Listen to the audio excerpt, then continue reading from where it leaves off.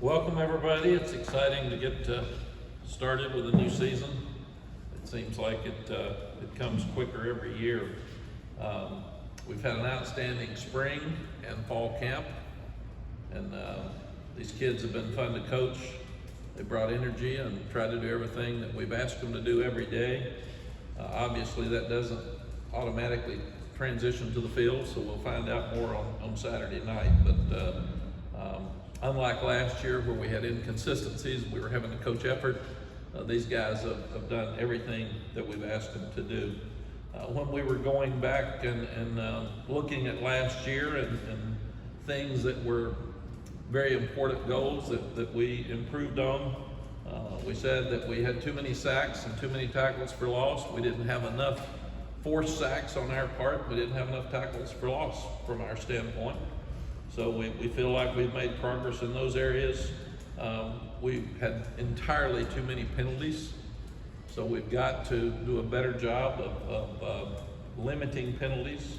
You're not going to eliminate them, but you'd like to.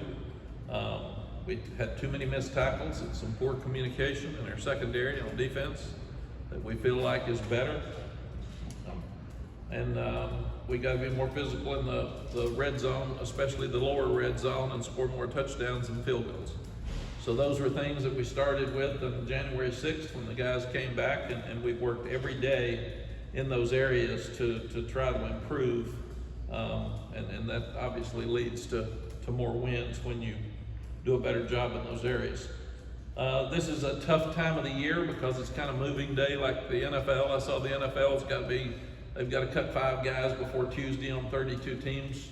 So there's a lot of anxious kids sitting there. I think they've got to get 32 players down before August 30th on each team. That's 1,000 kids. Well, we do the same thing, except we don't cut them loose. We have to tell guys, you're going to play. Right now, you're not going to play. You have to go to the show team to be Florida A&M, and that's a very difficult thing when kids are looking at their hopes and wishes and dreams. And you tell them every day that you've got to produce to play. Some of them don't hear it till the decision comes. They really don't understand. So across the country, when you get to game week, it's a very, very difficult time for young people and hard for coaches. And that may change. That changes day to day, but you've got to have somebody today that you're talking about that will step up and start with your depth chart. So it is kind of like a moving day more than anything else. As far as the depth chart's concerned, everybody gets excited about. We'll start with defense, and what we'll start with is we've talked for a year about the blue team, and the blue team is trying to get guys that we can put on the field at any time, and they are starters whether they walk out there first or not. So at nose guard, nose tackle, you've got Ray Bahasic and Kevin Hester. They're on the blue team. It doesn't matter. We'll keep them fresh. We'll rotate them, but both of them can play at any time. And Keyshawn Silver is really improved. He will get some playing time. He did change his number from 6 to 55. And Travis Shaw has done a really good job for us. He had some lower body issues this summer and got him behind a little bit, but he will be an excellent player. At 3 technique, both Miles Murphy and Javari Ritzie are on the blue team. So they're 2 of our best players, and they will rotate, and we'll keep a fresh guy in there, but we need a quick, powerful, great pass rusher in that position, and we feel like both of those guys can do that. And KBJ, Kendrick Binkley-Jones, is really improved, and he's getting stronger after his 3 operations, and he will be able to play some too. Those guys would be considered on the white team that you can put in, but you wouldn't have them in there at any time and not worry about who's in the game and the coordinators not be aware of it. Des Evans and Kamen Rucker are on the blue team at power end. And again, the one that walks out there first, it really doesn't matter.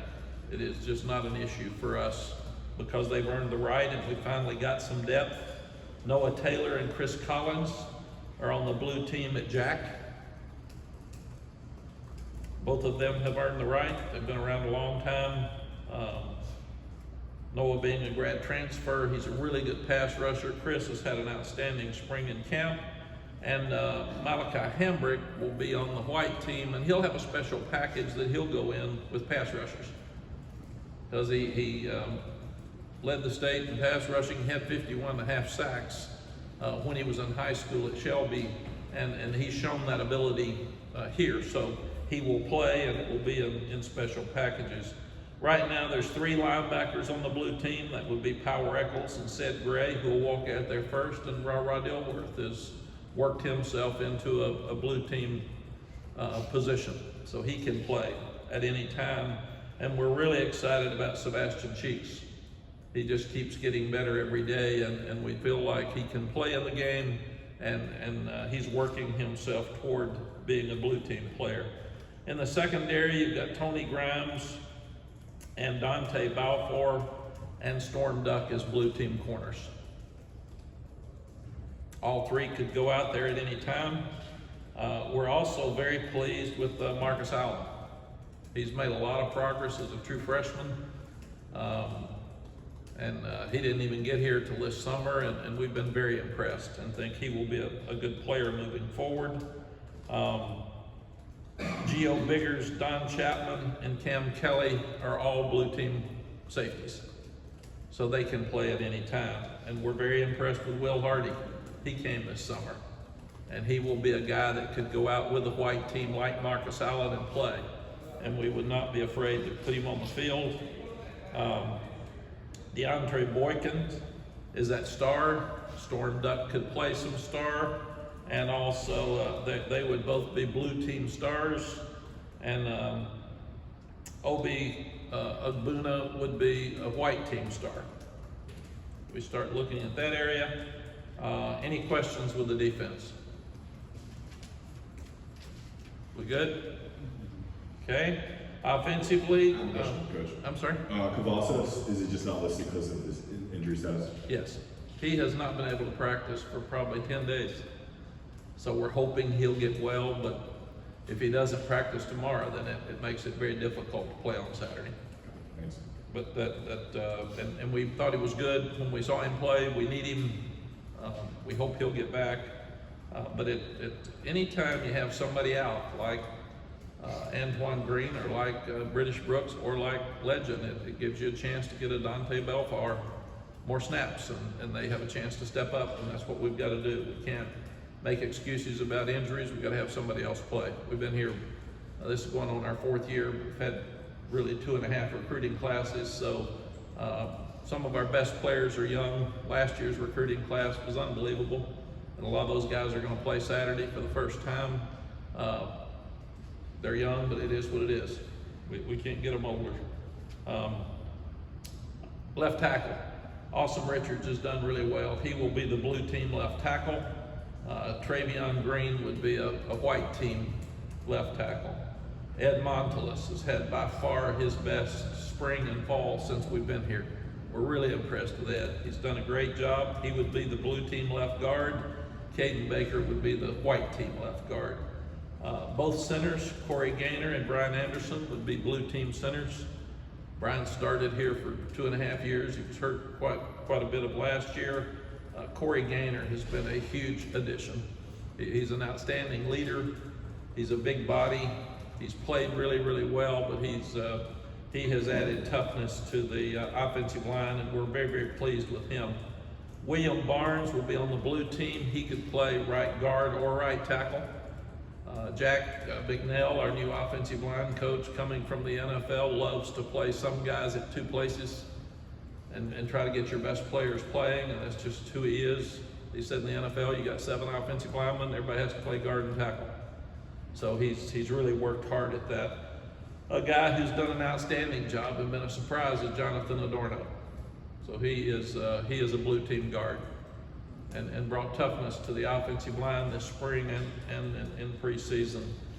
Spencer Rollin would be the blue team right tackle along with William Barnes right now.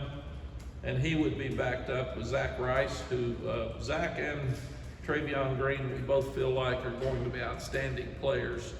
Both of them missed some time in camp and it hurt them. So Zach would be a white team player at right guard and right tackle, and the same with Travion Green at left guard and left tackle. All three tight ends have played really well. So they'll have special packages, but we feel like all three tight ends are blue team players. All three will play, and sometimes they could be in, two of them could be in the game at the same time, maybe three. But we're pleased with our tight ends. Running backs right now, DJ Jones would walk out there first. British would have done that, and obviously we lost him last week. Caleb Hood and Elijah Green have missed some work, and we feel like their white team and could play. And then you've got Omarion Hampton and George Pettaway, who we both feel like will play Saturday night. We'll just have to watch them closely this week and see how the game goes and when we would put them in. But DJ will walk out there first. JJ Jones, Josh Downs, and Gavin Blackwell will be the three blue team receivers that will walk out there first. We feel like Kobe Pacehour has earned the right to be a blue team player. He's played at a number of different positions. And Justin Olson and Andre Green, Justin can play anywhere. He would be out there, and then we feel like Andre Green, like George Pettaway and Omarion Hampton, can play. He's had some outstanding plays. We're planning on him playing Saturday. We've just got to figure out how many plays that freshmen will be out there and play. At the quarterback position, Drake will walk out there first. We feel like that competition has been outstanding. Both could play. Drake has earned the right. I'm not going to get into why and what, because it's very close, and we're pleased with both of them. And both will play at some point during the year, because you've got inexperienced quarterbacks, you're going to need some. We could have helped Sam some and didn't have a backup ready to go in and help him at times when he was young. We do now. So we've got two really, really good quarterbacks, and both have been very impressive spring and preseason practice, and we're excited about both their futures. Right now, there's a competition for kicker for field goal and extra point with Jonathan Kim and Noah Burnett. They compete every day. The one that has the best weeks, the one that's going to kick on Saturday, Jonathan Kim will kick off, and Ben Kiernan right now would be the punter. Drew Little would be the snapper for the blue team. Josh Downs will be the punt returner for the blue team, and we still haven't made a decision on who would be the kickoff returners for the blue team. Any questions about the offense or the kicking game with depth chart? And we're telling you exactly what we told the team. I mean, this is what they heard yesterday in their meetings. You mentioned Jacoby Criswell will play some. Is it a deal where it's set, like he'll come in the fourth series or something like that, or it's just the feel of the game he'll play? It's a good question, CL. We're going to do whatever we need to do to win a game. That's it. We do not have a set when somebody comes in. We're working right now on getting that for the blue team. When would Ray Bahasic come out and Hester go in? Are they going to alternate every series? Is it going to be every 3 series? Because substituting on offense is easy, because you can do it anytime you want. Substituting on defense is really difficult. So a lot of times, if you're going to get a big guy in, you need to start him the first play of the series, because you may not be able to get him in if they're going tempo offense and have a 12-play drive. So we've got to really look at how to manage our big guys. Yes? Coach, do you feel like you saw a lot of chemistry from the wide receiver score to the quarterback? I feel like that was the most chemistry you saw between Drake and those guys, or was it just he threw the ball better? I'm not getting into any quarterback competition. We just felt like Drake should walk out there first. Both of them did really, really well. And there's just very little difference between the two. And again, if one quarterback is not moving the ball, we'll put the other one in. We've done that in the past. We just don't have a plan other than you're scoring touchdowns, you stay in. You're not, and it's not going to be 3 and out. We jerk him. We're going to give them each one a chance, but if you're moving it, you stay in. If you're not, let the other guy have a chance. Mack, how did Jacoby take the news when you told him? I haven't. all the assistant coaches tell the individual players. And we didn't want quarterback to be any different than anyone. The kids don't know who the starting quarterback is yet. They'll know from this press conference. When did you guys make the decision? I'm not getting into any of that. Because if I do, then I've got to go through 44 when we made the decision, and that's a waste of time. None of that matters. Could I ask, what has Drake done since camp started? I'm not getting into that at all. I've said he earned the job. We've looked at every little thing every day from spring till now. It's very close. It's ridiculous to sit here and if I say this was better, then everybody runs with, oh my God, he did that so much better. It's not. It's really, really a close decision that we ended up just saying we feel like that he's earned the right to be out there first. There's not enough to get into what one did better than the other one. We're so lucky. They're both good. They're both smart. They both get along. They both know the offense. They've both been here some. Neither one have game experience.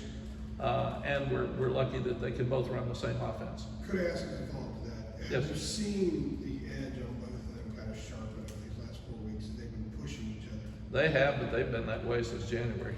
This has not been something that surprised them. I mean, they knew from day one they were competing for this job.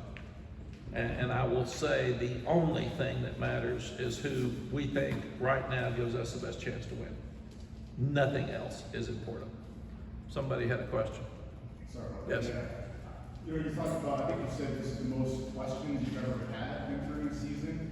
So how do you feel now that you feel like you have answers today? We still have a lot of questions that will be answered on Saturday because we've got so much inexperience. We're very talented, but we're very inexperienced. You can't answer inexperienced game type questions during the week. They've performed well in practice. We like what we see. We've got a lot of question marks, and it'll be answered Saturday night at 8:15. Everybody will see it when we see it. I mean, we've seen Drake and Jacoby basically in 2 halves against Wofford. So we don't have any idea how either one of them will play. Was it, talk about the freshmen in Hampton, Green, really cut away as a freshman as well. Getting those guys on the white team, you know, was that a difficult decision? And kind of how does that make you feel knowing that you've got that kind of talent coming in? All these are very difficult decisions because you're changing lives. And in football, you've got 120 players and you've got 11 that play at a time. So there's a lot of morale issues. There's some concerns about depression with young guys. All the parents think their sons are better than the other players. Every one of them. I'm a parent, a grandparent. I think my grandkids are better than everybody else's. It's just what it is. So it's a very difficult thing. And then at the same time, you have to figure out, do you play experience or do you play maybe a more talented player, excuse me, that hasn't played? And hopefully he'll get you where you want to go faster, even though there may be more mistakes early. At LSU, we started 2 freshman running backs, Dalton Heard and Gary James, and they were great players, but they'd never played a snap. And we moved the 2 starters in the spring, 1 to fullback and 1 to wide receiver. Then we redshirted Colt McCoy and Vince Young when we were at Texas, because we didn't think they were ready to play yet, but they were very, very talented, both of them. But they needed a year. So part of that will be we will watch the freshmen this week very closely to see if they get uptight and if they don't practice as well. So when I say there's probably more unanswered questions right now than at any other time in my career, that means we've got a lot of really talented young players that haven't played, and we don't know how they're going to respond. Yes? The ability to play 4 games last year, not burn a year of eligibility, how much does that change the equation, particularly for Drake, but for other players that got a chance, you got to see them out there and they didn't have to burn a year? It's one of the best decisions I think that the NCAA has ever made, that they allow kids to play in 4 games. Because if you've got blowouts, or like Wofford's game where Sam couldn't play, we could play both of the young quarterbacks and give them an opportunity to have game type experience. all of us have sat there in the past and you had a blowout either way and you couldn't put kids in the game, and it was just foolish because the game was over. Let them play, let them enjoy it, and the ability to let those guys play in 4 games is really, really good. Would he have been ready for this had he not been able to play in 4 games last year? Can't answer. Don't know if they're ready now. Coach Brown, could you clarify the running back situation with Hood and Green? I think I didn't hear exactly the order there. So you said DJ Jones and then. Both Caleb Hood and Elijah Green have had some good moments. They both missed some practice. And right now that room is so competitive, and we've got a lot of competitive rooms. It's a good thing. So we've got to make the decision, what do we do with Omarion and George Pettaway? When do they go in? How much do they get? What do we do with Caleb? He was hurt longer than Elijah. So we've got to continue to work to make those decisions. So not a clear number 2, I guess, is the There's not a clear number 2. Thank you. Coach, now that you have a specific depth chart and you have your number ones, how do you go about specifically throughout the next week building maximum chemistry between, let's say, Drake and the wide receiver core? Drake and Jacoby have alternated equally between the blue and the white since the first day of spring practice. They have exactly the same number of snaps, and they have chemistry with both sets of receivers. So that was one thing that we felt like, to be fair, let them both have the same number of snaps with both offensive lines and both sets of receivers and running backs, but also for that reason, they would be ready for this. Yes? Mack, I mean, since you've come back, Sam has been your quarterback since you've been back here. You know, as you have thought about this season and plan, I mean, you're planning, you're thinking about it, just like what have you envisioned for that position now without him? Like, how do you think it's going to look? Do you think, you know, it's certainly not going to be a mirror image of what he did, but like, what is your vision for what that position becomes in this offense now moving forward now that he's gone? I feel like both of these quarterbacks are really good.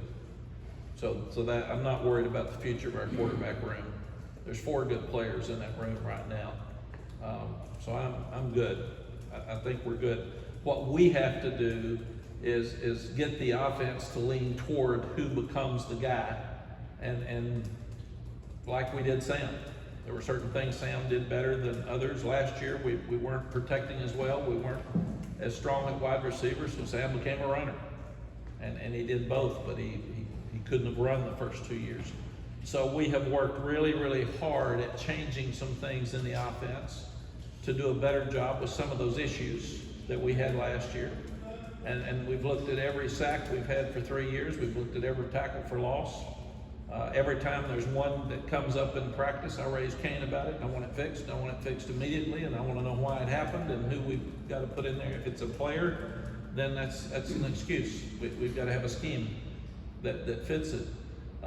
So that's what we're working hard. And again, we're lucky that Drake and Jacoby can do the same things. And then maybe one that when he's in the game, Phil he'll lean toward this type play a little bit more than this one, but we can have the same offense and not be in trouble with trying to run 2 different offenses. Do you, if I can follow up, do you know, since both of those guys, with Drake, since he's first out of the box, I mean, he was played behind Sam last year. Do you communicate to him, or do you think you need to communicate to him, like, don't worry about being Sam now?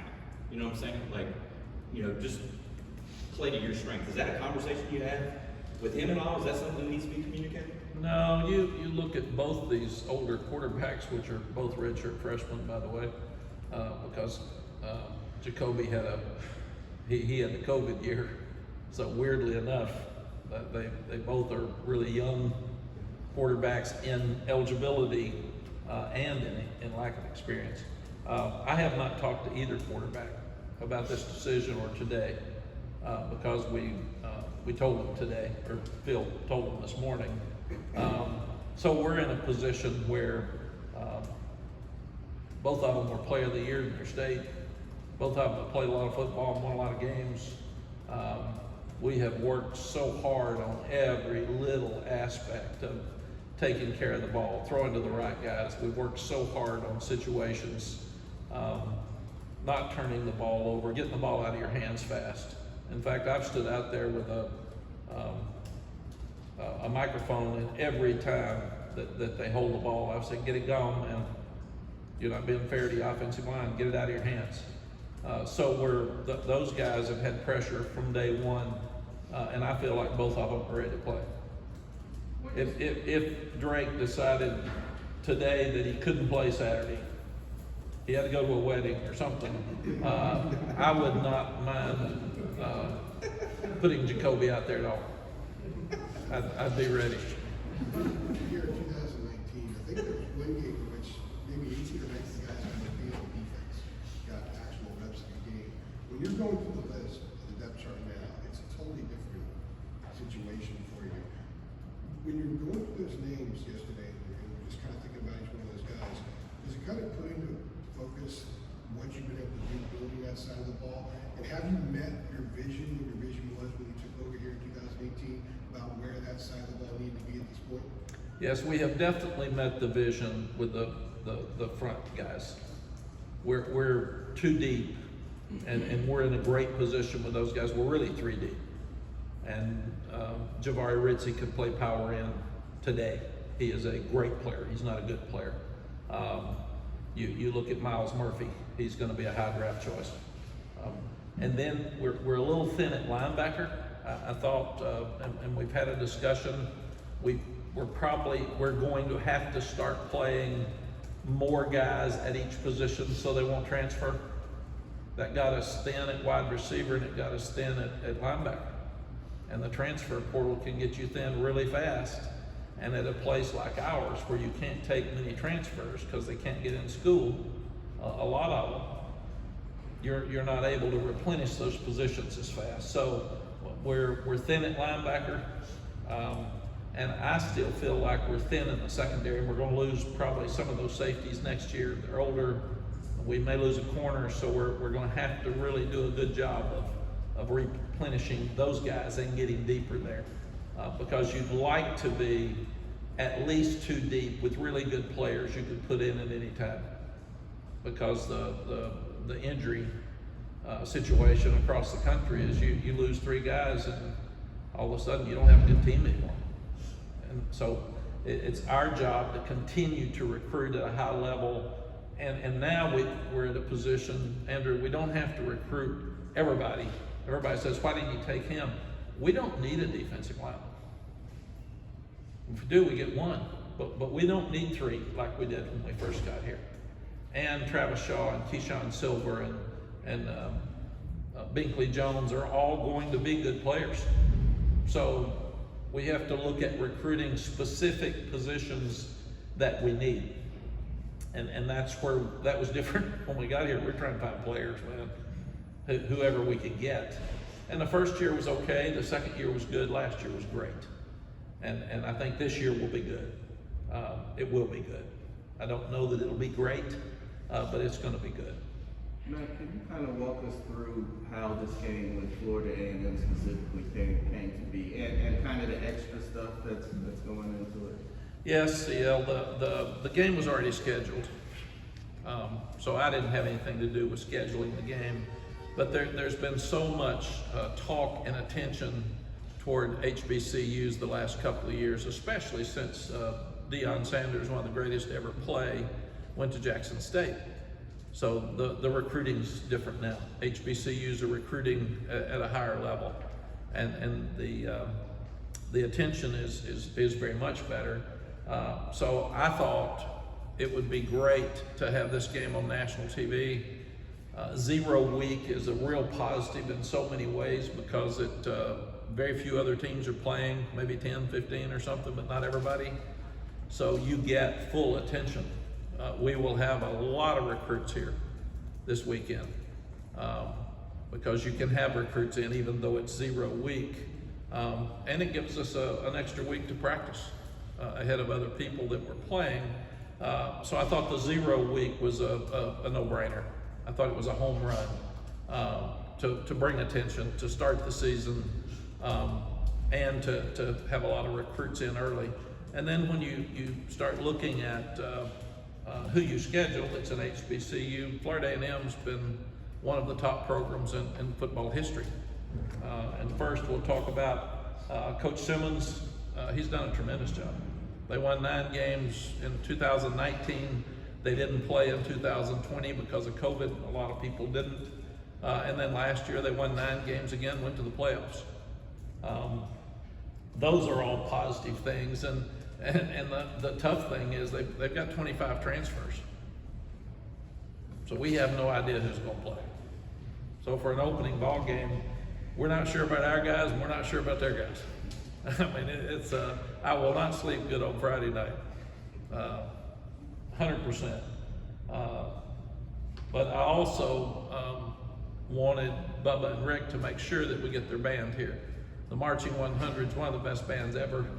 It may be the best. They've played at the Grammys, they've played at a Super Bowl, and they're going to play in pregame by themselves and then with our band, and then the same at halftime. So everybody needs to get there early and make sure we honor the Marching 100 and enjoy and appreciate their band. I actually showed a video yesterday to the team of some of the clips of their band, and it was fun to watch their reaction.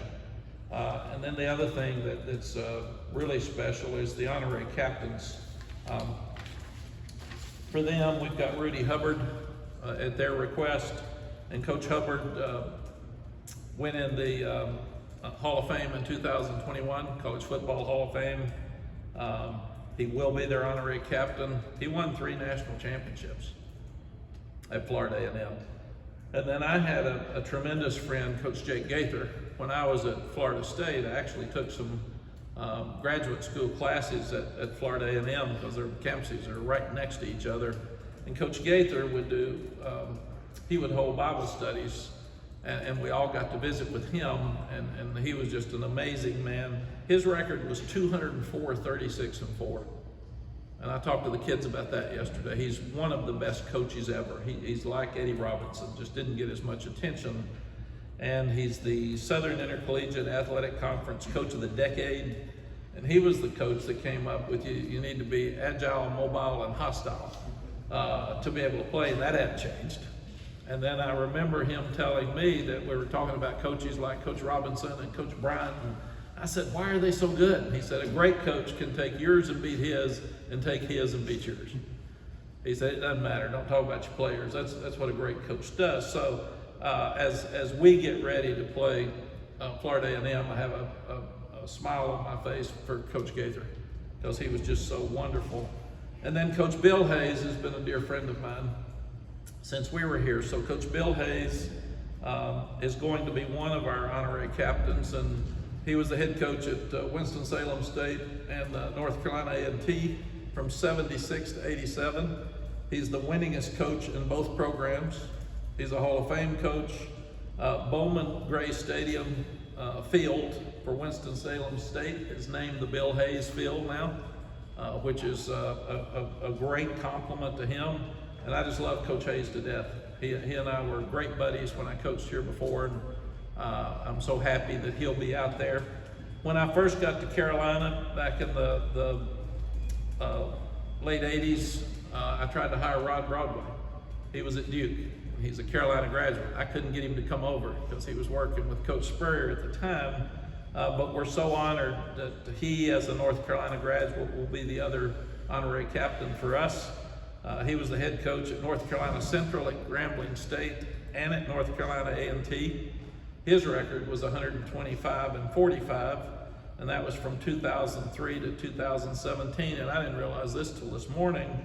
Rod is the only coach to win the Black College Football National Championship at 3 different schools. And that's really, really cool. And the other thing that's cool about this weekend for him and for us is he's got a healthy number of his UNC teammates that are coming back. And many are some of the first black players to play in Carolina football history. So and there's black fraternity and sorority functions that are going to be held throughout the weekend. So it's just going to be a great night to celebrate HBCU, not only in our state, but one of the best ever with Florida A&M and all that they have brought to college football. Questions? Coach, you brought up 4 transfers. what do you say to Jacoby to try and motivate him to stay, not only after this year, but how do you keep him motivated beyond this? I mean, knowing that at any moment he could go out there and be QB1. That's it. It's about the team. Be ready to play. We brought up an example of Josh Downs. We didn't play him enough as a freshman. He had Daz Newsome in front of him, but we did a poor job as a staff because Daz was so good and we were close in every game. We didn't have opportunities. We should have put him in, but number one, he stayed, he competed, and then when he got his chance in the bowl game, it led him to the next year being the all-time leading receiver in 1 year in the history of our school. So we used him as an example yesterday. We used Dre Bly as an example. I redshirted Dre Bly, redshirted Brian Simmons and Greg Ellis and Julius Peppers. So if those guys think they're better than any of those guys, then let's go visit and get some video and let's compare yours to theirs at this time. But we feel like that every position is disappointed if they're not walking out there first. And that's why we're trying to work toward having a blue team. And really, Jacoby would be on the blue team because either one of those quarterbacks can walk out there at any time. Coach, kind of going off Josh, obviously last year was his breakout season. He took on a new role. What did you see from him this offseason as far as mentoring the other receivers on the team and sort of becoming more of a leader for you guys? We've really pushed leadership because we felt like we had some great leaders last year. We didn't have enough and it was inconsistent, and we played inconsistently. So we have worked so hard with leadership in all the group. The leadership committee's even cut down to 15 people this year. I think it's 23 last year. But we said we're just going to take the ones that the players have at the highest level. And Josh is he's such a competitor, and now he is the older receiver. He and Antoine Green really in the room that have played a lot. And especially with Antoine getting hurt, Josh is doing an outstanding job of leading and competing, and he's just so tough. And we will move him around to different places. So that's going to help him, we think, as well. At the end of the year last year, he got double covered by everybody. We do have some better guys now to spread the ball around, but we also know that he's the best one, and we've got to figure out ways to get it to him. Just curious, like, the thinking behind like how you made this quarterback announcement and the decision, to let the team find out as we're finding out. We thought long and hard at what was best. And really and truly, we didn't announce the right tackle. We didn't announce the nose tackle. And if you're being fair as a team, and everybody's important, and everybody's got a role, then we didn't think it should be handled any differently. And the fact that if Drake didn't practice well this week, Jacoby practices better, then he'll start on Saturday. This is bigger to you all than it is us, because we compete every day. And that's everybody that gets announced today, and people will have opinions about, well, it's interesting. I've always thought it was funny that people that have never seen practice have an opinion that one's better than the other. And I thought, I wish I could do that. I got way too much information. So if Jacoby practices better this week, then why even name the starter today? Well, because you all were anxious and you were nervous and you needed something. And very honestly, we did it with Sam because we felt like the guy that's going to walk out there first, we'll talk to you tomorrow, he needs to have a week to lead the team. It needs to be his team for this week. But if he doesn't practice well, you'll be talking to Jacoby on Wednesday. Or Thursday, whenever Jeremy's got it next. I mean, we have told these players we are not going to allow guys to walk out on the field in practice and not compete and not practice well and play on Saturday. You lose your job daily. And that's fair because we all live in that same world. We have to compete, we have to do a great job, and what a bad message from us. And I thought we did that some last year. I thought we had some guys that didn't compete all the time and we let them play. And that is changing in this program. We'll never do that again. Is some of this also kind of what you just sort of started hitting on? You want a different edge, and you want the edge to be consistent. And if you don't announce anything early on, it keeps that edge with everybody. Absolutely. We've announced, but they know it, they've known this, they don't know the quarterback, but they've known who's been out there more, and the quarterbacks have been exactly the same, so that's probably the only one they didn't know today. But what we felt is that we're not gonna talk about who we're playing anymore, because last year we played up or down to the level of competition. We're gonna talk about creating a standard of excellence every day at practice, every day at school, every day in our lives, and that's going to help you when you get out, get more prepared for your job and being a husband and being a father and hopefully running your company, because we're going to teach you that now, and we're not going to let anybody walk on that field that's not ready to go. And we've said 3 things can happen. You're going to get embarrassed. If you walk out there and you're not ready to go, because we've got enough talent now, they will embarrass you. You're going to lose your job if you're not ready to go every morning, because we're not going to put up with it. And thirdly, you're more likely to get hurt if you're not prepared. So you need to be at that level, standard of excellence every day before you walk out on that field if you want to play. Mack, you said we've got to get the offense to lean toward who becomes the guy. Josh Downs would be a prime candidate, obviously. Who's next after that, do you think? You know, all 3 tight ends for different reasons. Nesbitt's the best receiver because he's faster, but the other 2 can really catch. And then I really am excited about the camp that Kobe Paysor and Gavin Blackwell have had. Gavin's really fast. Kobe's a very good player. J.J. Jones is big and strong. I think Dre Green at some point will be a potential superstar. He's big and fast. So how long will it take those guys to come? And then Caleb Hood's had some outstanding moments. He's just had trouble staying healthy. And we've told him we can't coach you if you can't stay healthy, because we're putting so much time and energy into somebody and then you get hurt. And we've wasted all the snaps that somebody else could get. George Pettaway is really fast. And he has been here 15 days in the spring and this fall camp, so it's like you're really a second-year player when you go through spring. Omarion just got here, so he's really fast, big, strong. He's done some very impressive things. How fast can you get him ready to play when he's been here a month? I mean, so that's, and how will those guys respond when they walk out there? And we have talked long and hard about offense. Don't waste plays. Don't hand it or throw it to somebody that can't catch it and not going to do something when they do. Coach Switzer always told me when I was working for him, don't ever hand it to somebody or throw it to somebody who can't score when they touch it. Because you're wasting the plays, you're wasting time. So we're really working hard at figuring out ways to get the best athletes the ball, period, and not waste plays with anything else.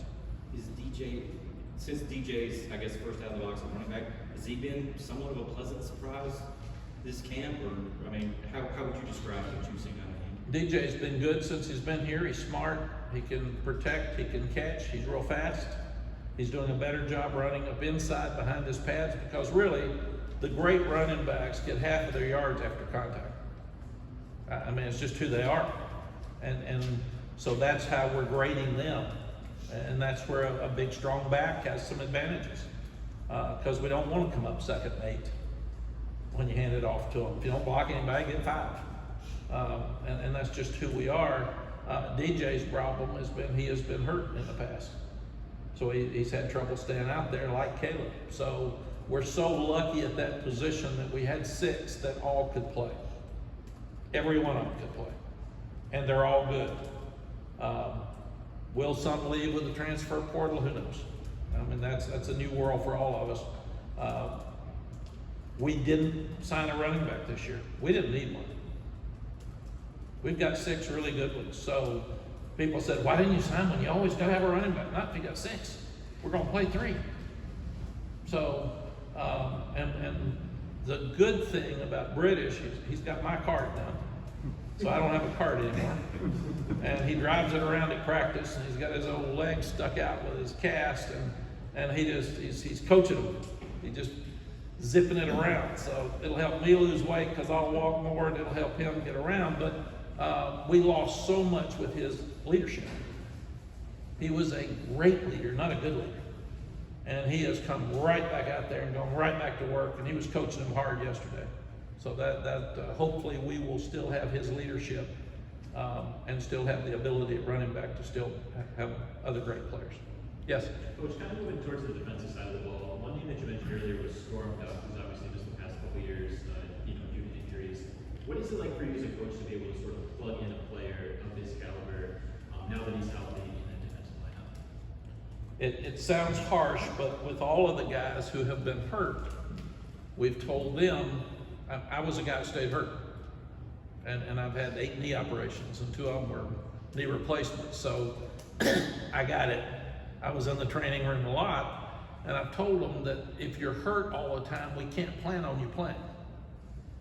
So Storm is a great player, and he's an outstanding person, and he's smart. Can he stay healthy? And that's hopefully he can. If he can, we're a better team because we need him on the field. The reason he's not walking out there first Saturday is because Dante's had every snap. I mean, he's worked really, really hard. So again, we're sending a message that you that are working every day and staying healthy have a better chance to get out there before the others. Anything else? Yes? When you have a quarterback that close, do you worry at all that the team has developed, hey, we think it should be the other guy, or we think it should be this guy? How do you make sure that the team buys into the decision that you made when it's that close? We have talked a lot about trust with our team. And I've been doing this longer than any of them. I checked their resumes. So they've got to trust that we know which one to put out there. And again, I didn't say that Jacoby would not play. I didn't say that we aren't going to trust him and that he's not going to come in the games and help us win. I said Drake would walk out there first. And we're going to play the guy that puts the ball in the end zone. It's really like make it, take it. You're scoring touchdowns, you stay. If not, we got another good one to go out there and do it. I told the kickers, the 2 kickers they're even. So what I'm doing with them every day is I'm having a kickoff. And I mean that Phil Mickelson told me one time he made 100 3-foot putts before he quit every day. And I wondered why I missed 3-foot putts and he makes them. And he said, if I'm at 79 and I shove a putt, I start over. He had to hit 100 3-foot putts in a row before he quit. So with the kickers, and I started it yesterday because they're dead even, I said, okay, we're gonna start you at the 10, we're gonna move you back to the 20, we'll move you back to the 30. If you keep making them, we'll start over till somebody misses. If you make it, you're still in the game. If somebody misses it and the other guy misses it, y'all are still in the game.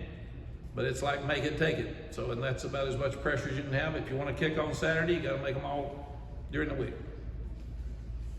Anything else? When Jeremy stands up, that means, and Phil's over here, that means he's ready for me to be gone. Okay?